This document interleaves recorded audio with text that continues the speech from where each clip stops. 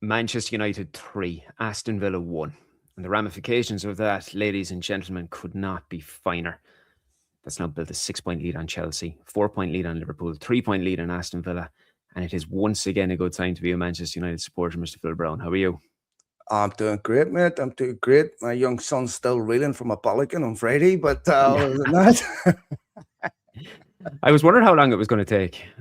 Less than 30 seconds is pretty impressive. But I had nightmares about that, Phil, and that was pretty rough. But it just shows the magnitude of what can happen in a live environment, you know? the look on your face, mate, was like, Jesus. Anyway, yes. Apologies for that, folks. When it's actually leading to a bigger, more important point is when my microphone unknowingly has a dodgy connection. It defers over to the computer microphone, and I don't know what's happening. So, apologies for any tinny audio. I have to keep an eye on that. I think that's just more so adding to the authenticity of two Irish fellas sitting down having a chat about football, Phil. You know, anything can happen at any given time. Maybe if we start adding Jameson into the mix, we could get a very, very interesting conversation No, altogether. absolutely. It'll switch the OnlyFans at that point. Oh, Yeah, baby. But 3-1. Performance and a result that are maybe two slightly different situations. And we'll lead into a talking point and a topic that we can really elaborate on. But before you get real dissecting things and looking at how it came to be, another 3 points, 7 wins from 9 fixtures from Carrick, 1 draw, 1 defeat. He's now the 4th manager in the history of the Premier League to win his opening 6 games at Old Trafford. It's a pretty good time to be Michael Carrick in the Manchester United hot seat, Phil. Amazing. I mean, mate, you take a look at the likes of Senior and stuff, you take a look at other managers that have come in, and success was by no means inevitable. Over 9 games, I think you've got enough there to make, some meaningful assessments on Michael Carrick. We're long past the new manager bounce. And, he's been asked a number of questions during this tenure. How's he going to do with injuries? How's he going to play against the top teams, against City and Arsenal? Arsenal run away with the league.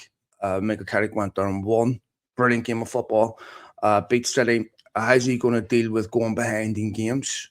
Because, United a lot of times go behind in games and they would collapse. How's he going to deal with losing?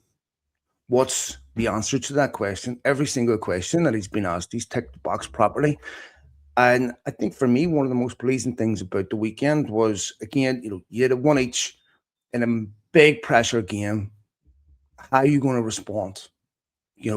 Maybe a bit unlucky with that goal with VAR. Could have been ruled out. Have to deal with that adversity. And what was the distance between Villa's equaliser and United going 2-1 up? It wasn't long.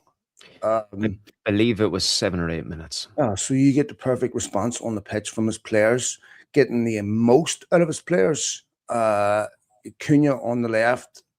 Now he's not a natural winger, but he has been sensational. I mean, really, I don't want to, use hyperbole, but he's a player I'm really, really, really, he's really endearing himself to me because of his work rate, because of the important goals that he's scoring, how much he loves the football club.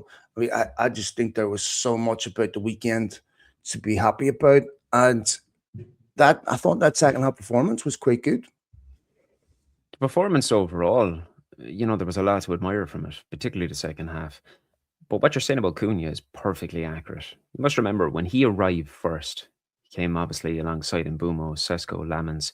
He was the one that initially set everybody into a frenzy because you remember the line of conversation and the commentary about him was, this is a footballer who looks like he was born to play for Manchester United.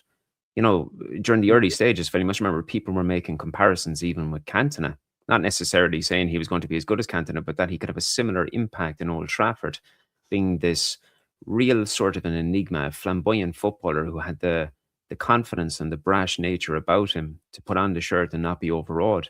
Now, I know he went through a little bit of a lull after a few games, and I think he spoke about such when he went on international duty with Brazil, that he said maybe the situation is a little bit bigger than I actually comprehended. But then, not only are you looking at a player coming back into fruition, but you're seeing how he handled a momentary bout of adversity. Mm-hmm. And the thing that I mentioned last week about having the mental fortitude to be able to overcome something, he's done that and then some, because even during performances where maybe he's not been at his glimmering best, he still pops up with an assist or a goal or a moment in a game that can totally turn it on its head. Shaun, I mean, you think about the important goals he scored. I think back. I actually think that goal against Leeds should have counted. Who knows? Maybe if Ruben Amorim wins that game, where he doesn't get sacked after it. But maybe fate played a hand. But I think about the goal against Arsenal. You know how important that was. A fantastic goal at that.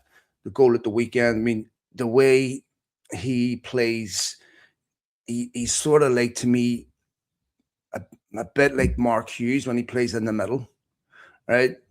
He has the skill almost of a Garnacho out wide. I mean, I watched Garnacho playing for Chelsea yesterday, was it? And I was looking at him going, talented kid, obviously career trajectory, but I'm so glad he's not at United. I'm so glad that United have got it. And Garnacho's a natural left-sided player. I just look at the way Cunha gives United so much, even off the ball. You're 2-1 up in a game or 1-0 up, and you need someone to kill the game. He just has this wonderful, I don't want to say snide, but this wonderful dark side to him where he knows how to kill a game.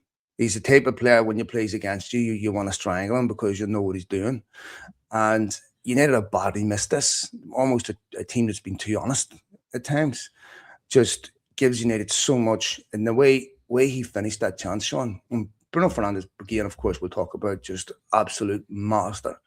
But how many times did we see, to be fair to Amorim, but where United were in those positions and didn't take chances? How many times? I remember so many games where I would watch United going, these misses are going to prove crucial. 5 minutes later, they concede a goal. Now they're converting those high ratio of those chances. It's important because Brumo's at the lowest point of his United career so far, which he hasn't looked great since AFCON. Same with the Mad. Now we have goals coming from different parts of the pitch. Cunha and Sesko again. I really love watching him in the United shirt. I think he's been a brilliant signing. Absolutely. Like you've touched on it, how he's able to relieve pressure. So many times you see him collecting the ball deep in our own back line and then he carries it 50 yards out of pressure. And just like you said, having that know-how and a little bit of dark arts about him to be able to go down at the right time. And this isn't something, now I'm not going to be a contradictory little bollocks like I was giving out about Gabriel last week and how the commentator was applauding him for knowing how to go down properly. I'm not applauding Cunha for that. I hate that side of the game. But he is a master of what it takes to succeed in the Premier League. And he's only going to go from strength to strength. Like, he's not even had a full season in Manchester yet. And, you're witnessing going from a dynamic of being a big fish in a little pond at Wolves to trying to come to terms with what the expectations are of being a Manchester United player. And that's not easy. You see players quiver and crumble at that all the time. And one of those, we can speak about him now in great detail because he's someone we touched on last week. And we again got that familiar picture of a Bruno Fernandes corner and a Casemiro bullet header to put us in front. This is a guy who maybe over a longer period of time experienced what Cunha did in one season. He absolutely raced out of the blocks. Then he endured a difficult period where people questioned his capabilities. And obviously Carrick famously saying, you got to leave before the game leaves you. But Casemiro just appears to be determined to go out on the highest of highs. His 7th goal of the Premier League season so far. I was checking it after the game, Phil. I think he had 24 goals in his entire time in La Liga. He's got 7 goals in one season. And I know I bigged up last week about how the importance of a midfield signing was to unlock Kobbie Mainoo and to get him to recreate what Casemiro is doing in goals. I don't know how we're going to replace his impact in both sides of the field. Yeah, I mean, I think that when we talked about this last week, one of the things that we were saying is, I don't know if you replace him like for like, when Cantona, left United, we're not looking for another Cantona. The team just had to evolve and find ways to win without going through a figurehead like that. I think with Casemiro, United, what does worry me is whatever midfield United have, they have to get goals from midfield, not just being Bruno Fernandes. And a lot of Casemiro's goals are from set pieces. He's not 6'6". He just is fantastic getting on the end of free kicks, getting on the end of corners. He also has some of his creativity, his balls through to players at central positions. His crosses, everything are just fantastic. He has never let United down off the pitch. A guy with 5 European Cups. We had players that felt that United's predicament last season was beneath them, and they've done nothing in the game. They were young players. This is a guy that has led by example. Of course, we've got all the one more year's chance, and I can understand why United fans want that. He seems to be probably, this is his happiest moment at the club. He looks to be thriving at the minute. He's such an important midfielder for United. I wouldn't be against keeping him for another year, but gradually next season, more and more on the bench, and United transitioning to a more permanent solution. Obviously, that's going to be heavily contingent upon what type of salary Casemiro ends up accepting and what he really wants. But I would love to see him in the United team next season in the Champions League. I think the pace of the Champions League would suit him. I still think he has a lot to offer for another year. I think that when you're bringing in a brand new midfield, you're asking a lot for that to click right away. And usually you want to bring players in and transition out. I mean, City done that with David Silva and Foden. United have tried to do that before. When they brought Pogba and stuff in. I think this is going to be such a difficult position to fill, but United will have to evolve as a team rather than try to sign a Casemiro replacement. And, one of the best, we haven't had many really top signings that have worked out consistently. I remember when he scored in the League Cup final, saying to myself, I can't believe he plays for us. He just pops up at key moments. You go back to when United qualified for the Champions League, Shaun, under Ten Hag. They had to go to Bournemouth and get a result. Casemiro scored that overhead kick. If you remember the vitality, it wasn't one of the most spectacular ones, but he flicked it over his head and it just showed up key moments every single season for United, every single time. And it's going to be a big loss for United to replace someone like him. I don't know who it was. I briefly read something this morning that someone was actually reporting that Carrick has opened the conversation with the backroom team that he would keep. It was Graham Bailey, yes. That he's opened the door for him to stay for another year. You know what the ideal situation is? I'm going to be very greedy with this now. If you can get him to stay for another year on massively reduced terms, with the allure of him staying on in the coaching team afterwards. Now, that would be something absolutely immaculate. If you could keep Casemiro at the football club in a coaching capacity, what that would provide to the younger players. I know, like, you're being totally greedy because this is a guy who could very easily get a 2 or 3 year contract in the sun somewhere and make huge money. But let's just hope. Let's be a little bit greedy. I don't think it's possible. And I'm not entirely sure what sort of authenticity we have with Graham Bailey saying that, because it would appear as though the decision has been made for him to move on. But I would share what you're saying. I think we need to be very careful. You don't want to go committing to something that's going to be financially problematic for us, because ultimately, how many games can he play at 35 years of age? But if you can get him in such a way that you're saying, you can get him to pop up in key Champions League games. You could get him to even give a 60-minute cameo against City, against Arsenal, against Liverpool.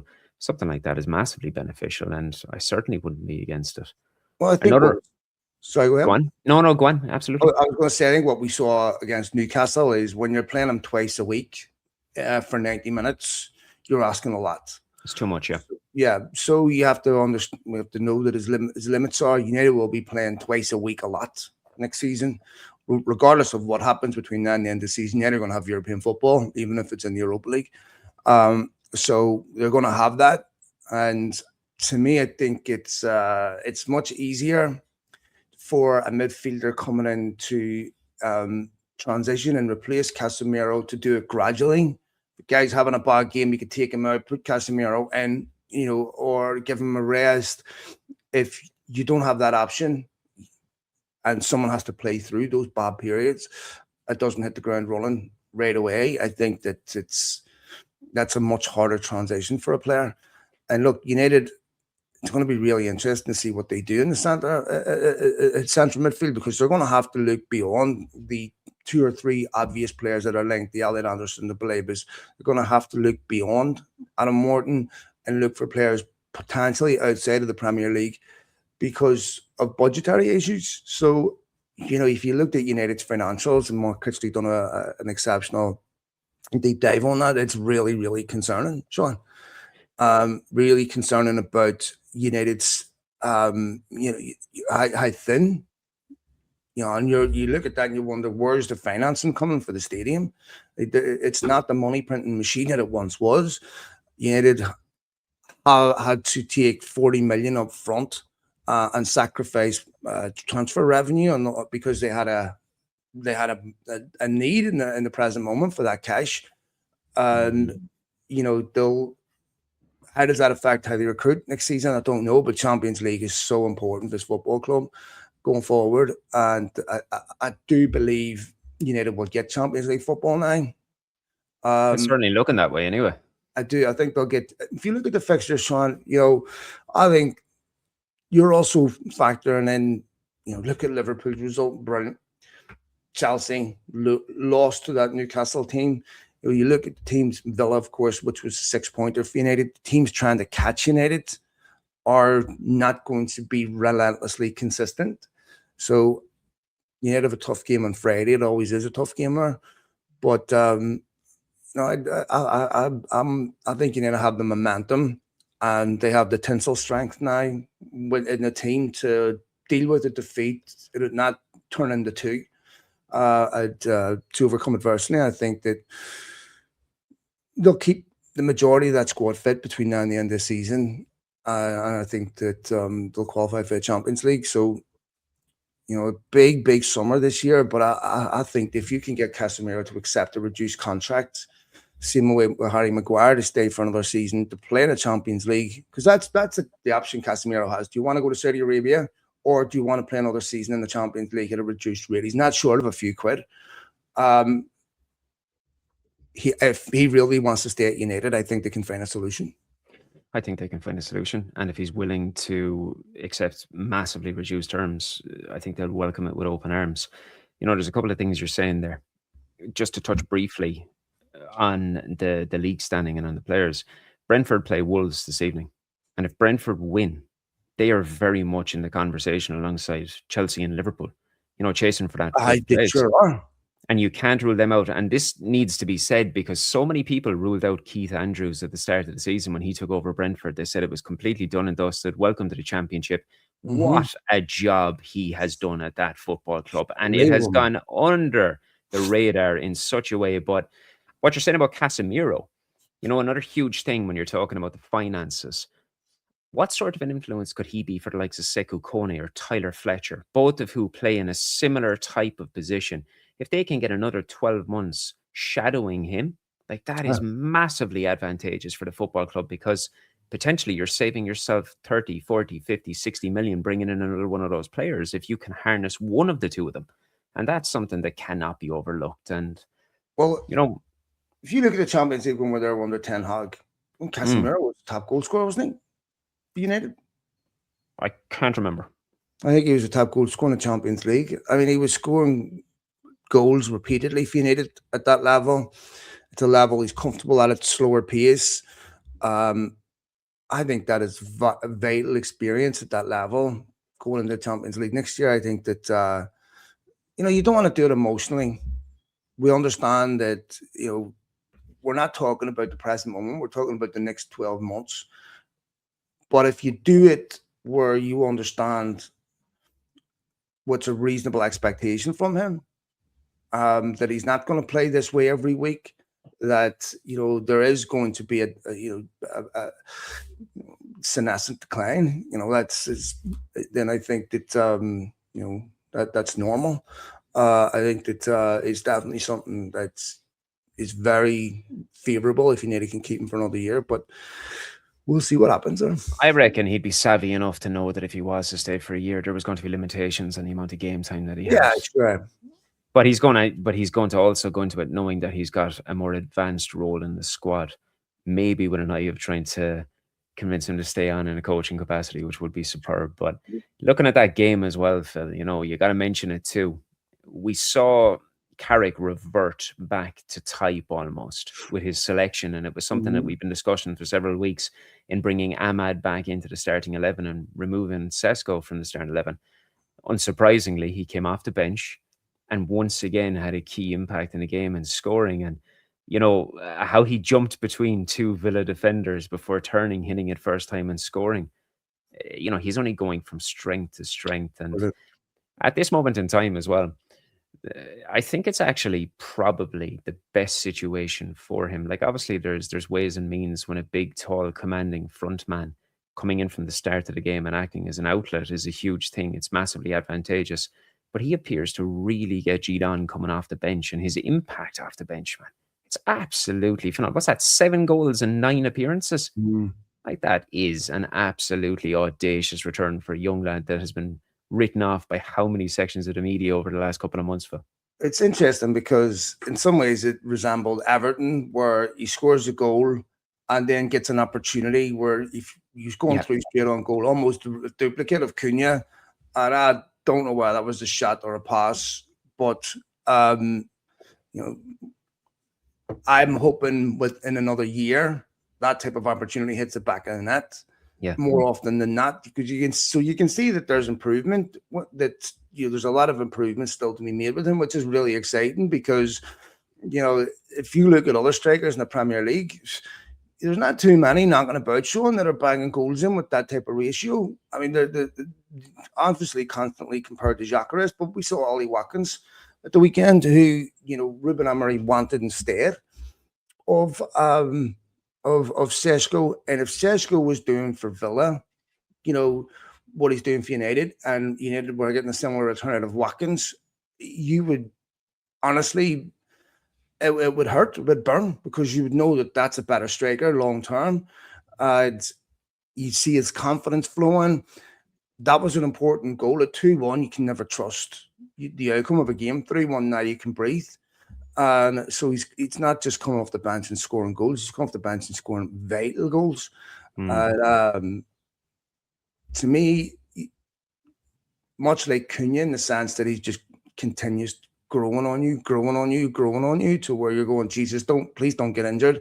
Please don't have Cunha injured. These are such key players, because United just don't have anything like that. I mean, Xerxes is just the quintessential luxury player, brilliant to watch, but he just doesn't get in those advanced positions to score those types of goals. That would be, I'm really looking forward to seeing Sesko Champions League football next season, which will improve him. And I think it's such an encouraging thing that United have players now that can win you games of football, and you're not relying on one player delivering every single week. There's just goals in all aspects of the football team, and he's, again, a goal with his feet. You would imagine a big lad like that. How many goals he scored with his head? Not many. Maybe 2. 2. He scored the one United's last win against. He scored a header against Burnley, didn't he? Then he scored. Who did United beat 2 weeks ago? 2-1. His header. Jesus, that just shows you what my alcohol. Crystal Palace. Palace, sorry. Crystal Palace, wasn't it? Yeah. He scored a header against Palace. Very, very important goal. He's an exceptional player, and he is someone that, I have to be honest, Shaun, pre-Burnley, even half time at Burnley, I wasn't quite Tim Sherwood level criticism, but I was cynical towards him. Mm-hmm. And I never in a million years imagined that he would be able to do. We'd be talking about this type of Benjamin Sesko in the beginning of March, shoved my words down my throat, and every other critic, and I couldn't be happier. Well, you see, I think you've already touched on the solution and why you're seeing what you're seeing in a couple of minutes ago when you were speaking. United have got multiple individuals who are happy and willing to step up and score important goals. So all the pressure isn't on Benjamin Sesko. It's that situation we discussed previously with Rasmus Højlund, and I'm not making a comparison between Sesko and Højlund as players. It's the fact that there was so much pressure heaped on Højlund's shoulders. Whereas in this particular case, not only is the pressure removed from Sesko, you're seeing him being completely removed from the starting 11, so he's not got that same pressure.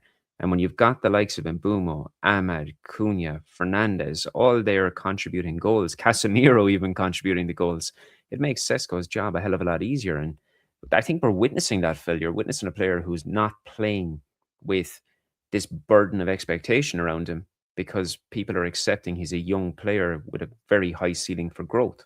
Well, I think another key factor in this, Shaun, is Rasmus Højlund was a very frustrated figure because the ball wasn't being played into him. Now, there's two ways of explaining this.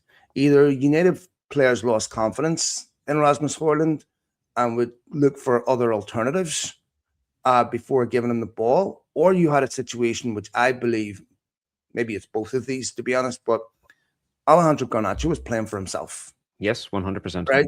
Alejandro Garnacho would rather have lost a game 4-1 where he scored than won a game 1-0 where someone else scored.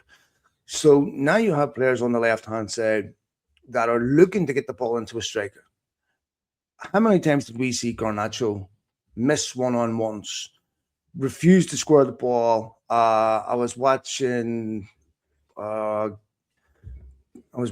game the other day. There were just take Chelsea and Newcastle. Leon, I think it was Leon game where Garnacho was straight through, and instead of squaring the ball across to Højlund, which was a simple chance, he's one-on-one, consistently missing chances, refusing to play a ball into a striker. I think also the fact that we have a fit left back consistently on Luke Shaw. When Højlund had that little purple patch, it coincided with Shaw playing. I remember, I think it was Wolves where he scored, and Shaw on the overlap, putting the ball across in the Champions League against Copenhagen as well. You saw Shaw on the overlap. I think that has helped him. It's helped Sesko a lot, where you have players that want to get the ball into feet, into their striker. And I don't think Rasmus Højlund had that with Garnacho. No, he did not. I have literally wrote several pieces on this, and it wasn't just focusing on Garnacho, because I make it my business as a journalist and a sports writer never to focus on one particular player negatively, because I think it's the most counterproductive thing you can do as a supporter, as anybody. But Garnacho was absolutely Alejandro first, everybody else second. And he played to the left of Højlund. I mean, I lost track of the amount of times I saw Højlund kicking the frame of the woodwork because he was so frustrated from not receiving the football. And then you look in present day, and you talk about Sesko, you talk about all these goals that are available, and we have to speak about the main man, and the guy that's pulling the strings for absolutely everything is Bruno Fernandes.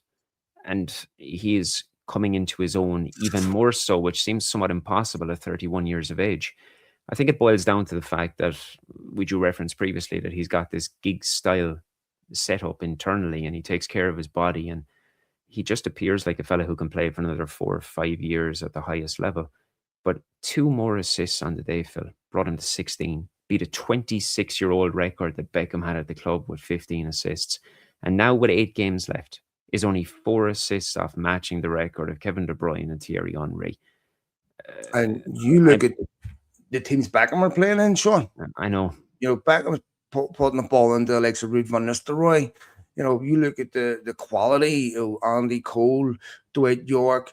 This was during United's, the peak of where United's the pinnacle of one of the moments in United's history. Bruno Fernandes has not had that.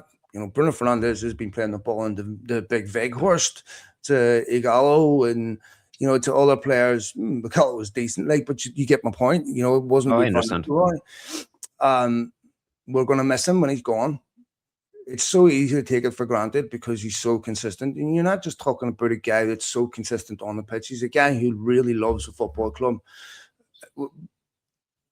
I think United would have sold him last summer. I think there was an interest in selling him. I think that they were looking at the mathematics going, 30-year-old, massive contract, big offer that we'll probably never get again. I think that if Fernandes had shown more of an appetite, and Bruno Fernandes has said this himself, I think if Bruno Fernandes had shown more of an appetite to go, he would have gone. I'm so glad that didn't happen because United are just, the last time United played Villa, Bruno Fernandes didn't play. United played quite well in that game, to be fair, but we lost 2-1. When you see the Bruno Fernandes at the weekend, he's unplayable. I mean, just especially if you're a team that doesn't play with a low block that comes and tries to win, Fernandes is going to pick you off. His vision, his quality, his pass selection. I mean, we're just so fortunate. We're lucky as United fans. We've got to see so many amazing football players. I feel like Bruno Fernandes will truly get his flowers, his props, when he's no longer at United. When we look back and go, we watch all these YouTube clips and you get that appreciation, when your career's over. You get eulogized when you die. You're not when you're alive. It's just life, unfortunately. But it's really important that we appreciate what we have right now because he'd walk into any football team in the world and, he's just a privilege to watch.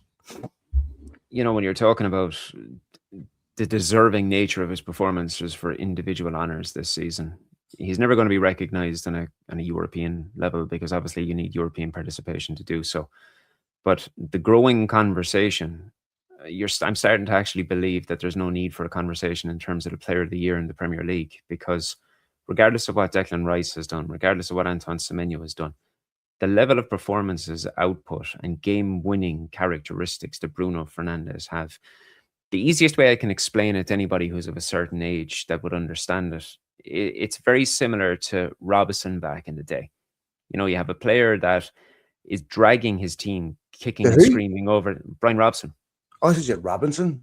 Sorry, no, Brian Robson. Because you have a player who's like dragging his team at times, kicking and screaming over the line. Ended up with how many years at Manchester United? Was it 14 years, 13, 14 seasons Robson gave at Manchester United? And ended up with far fewer trophies and silverware than his career actually deserved. But he stayed, he persevered, and he's got so many iconic moments, like down to Barcelona, what he did against Barcelona. And you look at Bruno, it's fair to say, Phil, that all things considered, he probably should be playing at a different football club, winning trophies on a perennial basis because he is one of the very best footballers on the planet. The fact that he stays at Manchester United for as long as he did, when he could have been going elsewhere, like you're saying, he's feeding the ball to a Gallo, to Weghorst. We spoke about Garnacho.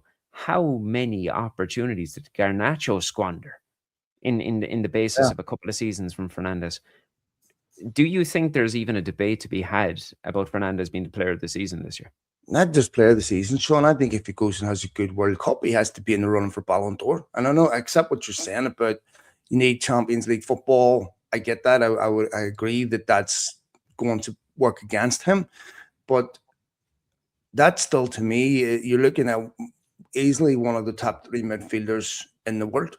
And I'm not exaggerating there. I mean, Valverde, a brilliant midfielder, all that. Bruno Fernandes will get in Real Madrid's team. And to do this in a Manchester United team, a guy that's never let United down off the pitch either, a guy who's a genuine United fan, a guy who loves the football club. I mean, it's so easy to forget so many of the amazing things he's done.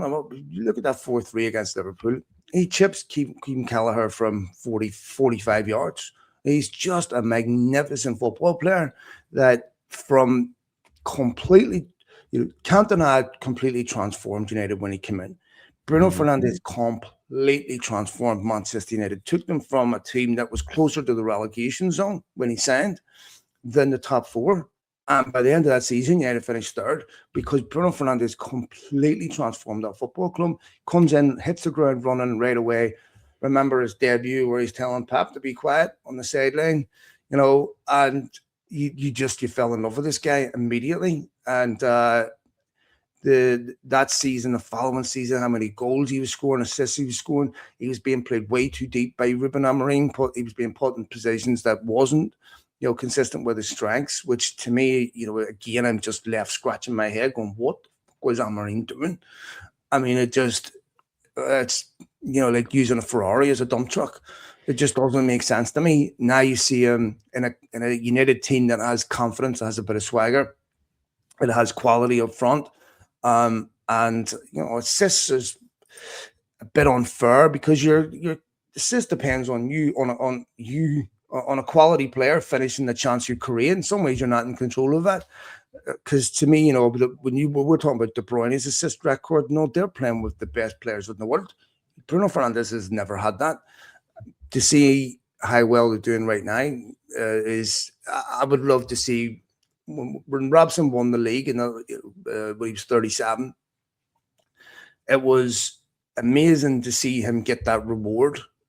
I would love for there to be a similar type reward for Bruno Fernandes at United before he leaves the football club, because that really is something that he deserves. I'd agree.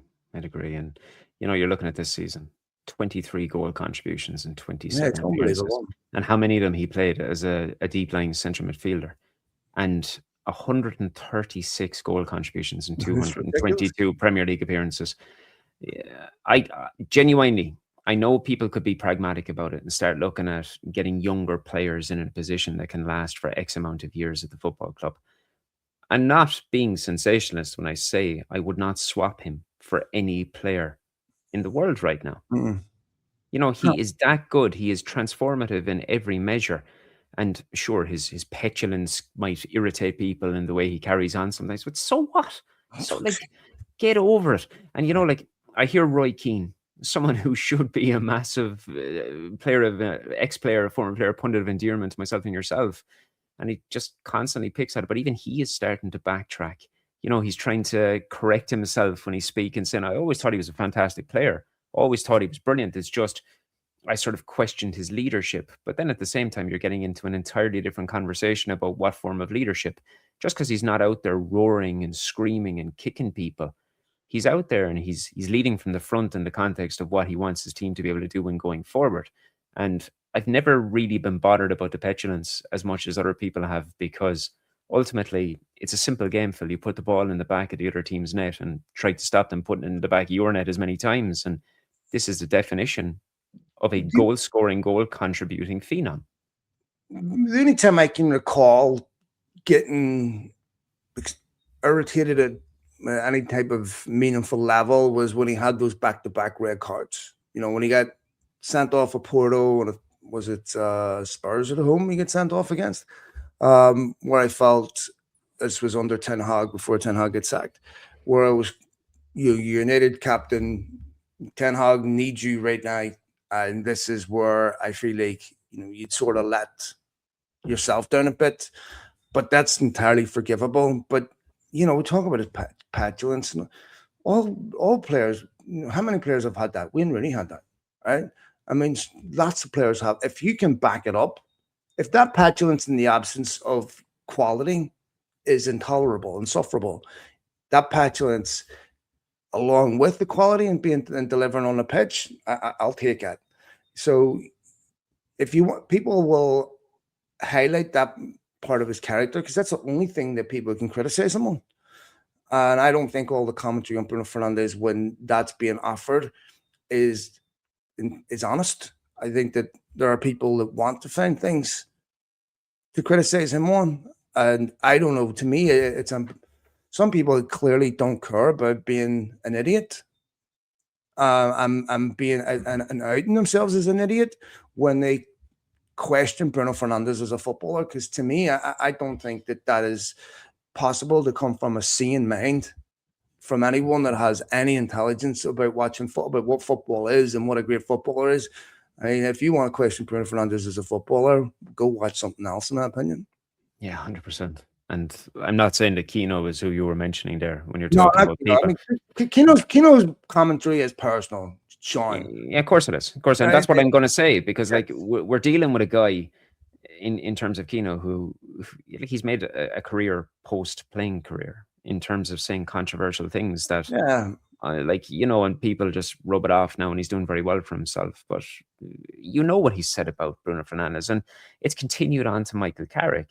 We spoke previously about how, the personal comments towards his wife are so beyond being acceptable. But even after the last day against Villa, he can't just come out and just everything be okay. He's got to start saying that he's not getting giddy like other people. He doesn't get giddy about a team in third place. He gets giddy about trophies. Like Roy Keane speaks about Manchester United as if it is the Manchester United of the late 90s under Sir Alex Ferguson. He completely disregards 2 decades of mismanagement by the Glazers in all of his analysis. And, surely even he cannot believe some of the nonsense he's coming out with, Phil. Shaun, Keno is a great player, but the one position you wouldn't hire him for is for his mouth, right? No. Because players like that are typically solipsistic. I understand, and he failed as a manager because of this very thing, where that's not how you manage people, and your inability to see nuance and your inability to understand that not all human beings are the same, that human beings' personality is a result of not necessarily a conscious choice to be a certain way, but a result of genetics, social conditioning, a result, of environment, a result of so many things that any skilled communicator or any skilled manager understands. There's horses for courses. This person's good at this. This person's good at this.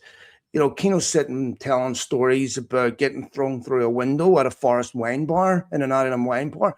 If Bruno Fernandes done anything like that, Keno would be on proselytizing and boasting him about this and this and this and this and this and that. You're going, okay, make up your mind, because anyone else, Marcus Rashford, he apparently committed, a cardinal sin by going out in Belfast, but Keane can get thrown through a window. And I understand the argument, well, Keane did it every week, Keane performed every week. But that's a different argument, because you're talking about a certain player's professionalism. If that's it unprofessional, then it's unprofessional, because not every player is Roy Keane. All a player can do is play to the limits of his or her ability. So you're judging what they do off the pitch. And certainly, if Roy Keane was analysing Roy Keane would be very critical of certain things. But look, it is what it is. This is one of the reasons why United's job is so difficult, and this is one of the reasons why these people don't work at Manchester United. Well, it's refreshing that you see it's not every ex-player, even though it seems like it's a hell of a lot of them. But you see Wayne Rooney coming out, obviously saying the complete opposite thing, because obviously, as we now know, he was holidaying with Carrick when the news broke about Amarim sacking. And, Rooney believes that Carrick has already done enough to warrant the permanent position, and that he came out and he was quoted in saying, I think, was he speaking on 5 Live or something, BBC, that he said he was not surprised that any of this is happening, that he fully expected everything that we're seeing to come to fruition, because he knows the type of character that Carrick is. And he expected nothing less, and that why change it? He's essentially taken that line, Phil, if it's not broken, why fix it? And there's an awful lot of joy in that. Why do you want to break it again to fix it? To me, Shaun, if you look at the last 9 games, I don't care what level you get United to, it's not going to look much better than this. I don't care if you bring in Ancelotti or Luis Enrique. This is about as good as it gets watching a modern-day football team. You've got 1 defeat in 9. Michael Carrick, since Carrick took over, he's accumulated more points than anyone else in the league. They're winning most games. They're entertaining. You have, dips in performances, which is understandable. This is not a team that you should expect that wins every single week. With a couple of players brought in, and brought into an environment where you want to bring young players into now, brought into a football club that players want to come to. I mean, to be fair to like Cunha and everything, they wanted to come to a Manchester United that was on its knees. Michael Carrick has turned Manchester United into a football team that, if you're an opposition fan, you don't want to play, because it's a different Manchester United. That's not easy to do. He has a calmness and a composure about him that is really, really important in that role. Look, he's going to have a whole different experience next season if he gets the job, where there's going to be very real pressure on him, and he's going to have to make sure that this is United are consistently good. They can challenge for a league title. Otherwise, this will not be good enough. Finishing third. But Michael Carrick didn't finish third. Michael Carrick is the number one manager in the league in terms of points accumulated since his tenure started. I don't know what else he could do. Roy Keane said and telling Eddie Howe, well, based on what? And that gives you an idea that there's something personal there. I like Eddie Howe. Well, how on earth can you appraise and evaluate Eddie Howe favorably, but not Michael Carrick? Based on what? So, to me, I don't know what metrics are being used to discount him. And I'm not saying he should get the job, but if he gets United in the Champions League, Shaun, that is... Remember, Ruben Amorim didn't even have this expectation. To take United from the team that Ruben Amorim was sacked from, where watching United felt like watching your sister-in-law's wedding video, right? It was just intolerable, right? You go to a Manchester United team that you actually want to watch now. You're going, like, I'm sorry. I've got a football club back where I haven't enjoyed watching United since Ten Hag's first season when he finished second. I haven't enjoyed watching a United team like this since then. Yeah, and Ten Hag finished second, right? Didn't they, in his first season? Ten Hag, did he finish second? I can't remember. Phil. Qualified for the Champions League. Anyway, you obviously won the League Cup that season, and the League Cup, and he followed it up then with the FA Cup, and thereafter. He returned 2 trophies, and there was elements, and that was when he was embracing so much of the academy, which was absolutely fantastic. And you were seeing this ethos of trusting youth, empowering youth, and we got the results of it. Obviously, we saw that fantastic result that no one expected in the FA Cup final against City, and the performance equaled it. But I think a lot of people need to really take stock, and it's something I'm going to put on paper now, either later today or tomorrow. There's so many people have aspirations that Manchester United should be playing a certain type of way, that we need to be seeing Manchester United of 99. We need to be seeing them going out, dominating football games from start to end.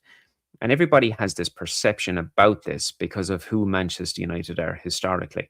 There's so many people just choose to ignore the fact with the struggles that we've had for so long, the fact that this team came 15th last season, and that it was widely accepted heading into this season under Ruben Amorim that we can't really expect a Champions League return from this squad when we've been so poor last season. And what we need to see is we just want to see progress, a return to Europe, be in the top 6 or so. I think you can correct me if I'm wrong, but remember at the start of the season when Andy Mitten and co were speaking, didn't Andy Mitten say that a realistic aspiration should be to finish 6th after the recruitment that we had in the summer, and that thereafter you look for further progress? That is what was widely reported at the time. It was never actually said in those precise words, but what was written at the time by a number of outlets was United's target is to finish. This is what I was saying earlier. Ruben Amorim didn't have a top 4 finish expectation. What was finished in the top 6, get European football, then qualify for Champions League the following season. My personal view was, in order for it to be defined as a successful season, United had to have a similar season as to what Chelsea had the previous season. Chelsea qualified for the Champions League. I would have been happy with 6th, considering what had happened the season before. So the fact that United are in a position where they're 6 points off, 6 points ahead now of Chelsea. 6 ahead of Chelsea, 4 ahead of Liverpool, 3 ahead of Villa. And go on. Chelsea still to play, Liverpool still to play. I mean, Liverpool at home, I think Chelsea away. Correct. I think I'm confident United will qualify for the Champions League. I think the players have that bit between their teeth. I think they know that is transformative for the football club. I think there's enough in that United team now where there's resilience for certain characteristics where, one of the things that you see in these big football clubs, when they're not achieving their objectives, you have complete collapse internally, because it's hard to say to someone like Casemiro, give me 100% to get us in the European Conference League, right?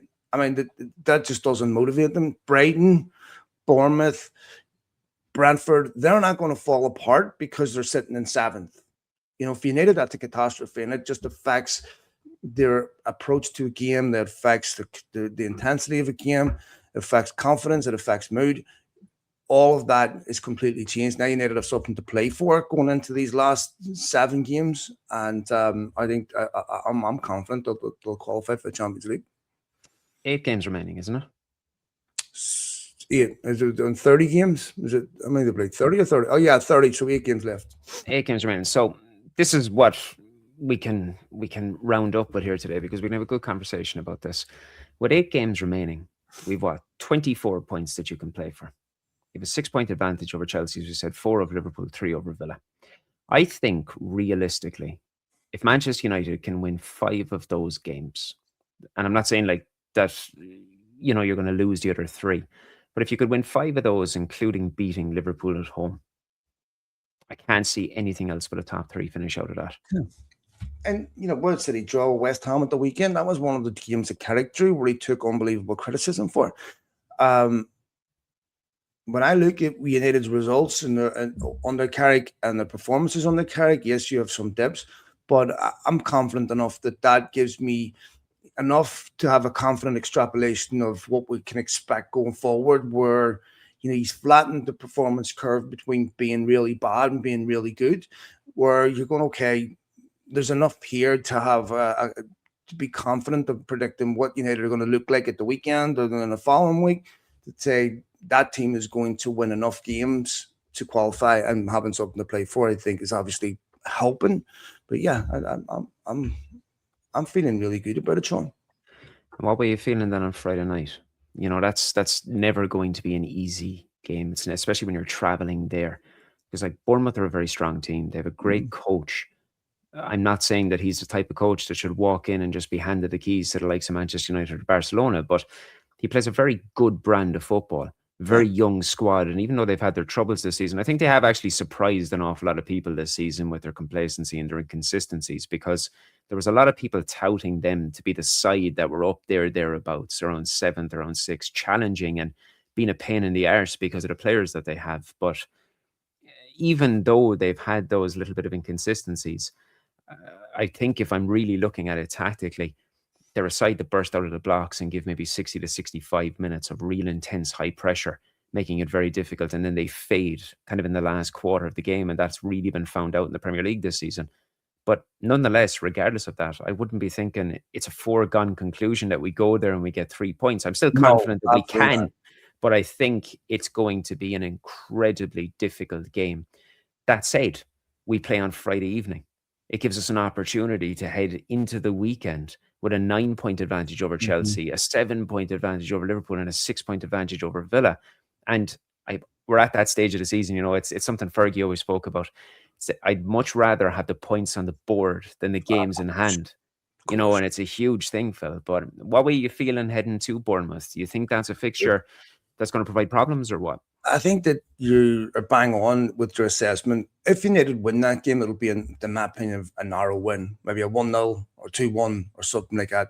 But it's important that we have reasonable expectations so that people aren't sitting there after a draw calling for Carrick's throat, so that people aren't sitting there expecting, United win 1-0 like they did against Everton, and people are not happy because the performance, wasn't total football. This is a hard game. United don't have a great record of the Vitality. It's a small, tight pitch that doesn't suit the way you need to play. Very difficult. And so for me, any type of win there is exceptional.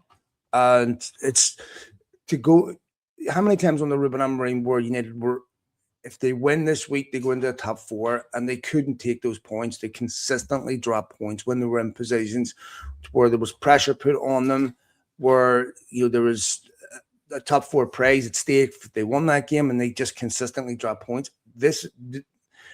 When Michael Carrick had that opportunity, United took those points. And look, if you look even at the Newcastle result, there was a couple of moments in that game where And Bournemouth's miss was very costly, and you needed to have a little bit of a maybe need to rest in Bournemouth a little bit. He doesn't look close to the levels that he was at when he was at his peak, but but I think that You had the Euro header as well, didn't you? Yeah, Yanni Euro should have scored. There was a couple of other opportunities United should have taken. It wasn't like United got battered in that game. And Newcastle, like we said, they beat Chelsea as well. It's not an easy team to beat. I think that's see if Lisandro Martinez is back. It's just so tragic. The player we got robbed of with losing Lisandro Martinez and what he could have been at United. Very important player though, and someone that could be crucial in the running if you can keep him fit. So I think that United, if you're asking me, I think United will go there and win the game. But I think it'll be a narrow, maybe 1-0 win. And any type of result, any type of win, anything other than avoiding defeat, I think even a draw is not a terrible result. I think that we have to be realistic with expecting United to win every single week. At stadiums, at places where lots of teams drop points. So I think this is a very difficult game, but I don't think it's possible to go into this game more confident than what I am right now, considering what's happened prior, to Carrick's arrival. How superb is that? This is what the 6 or the 7 show that we've done together now. And I think that must be about 2 or 3 times that you said, I don't think I've been as confident going into a game. I love hearing that. When you look at this game and you look at United and Bournemouth as a whole, like we haven't lost in the last 5 against Bournemouth. We've won 2 and drawn 3. Yeah, we've won 2 and we've drawn 3. But of course that included the 4-4 that we somehow capitulated. Remember? Geez. And but the last time that we actually beat them at Vitality was in 2019. So did Casemiro not score that overhead kick for United to qualify for the Champions League? When they beat them 1-0? That wasn't in Bournemouth. No, it wasn't in Bournemouth.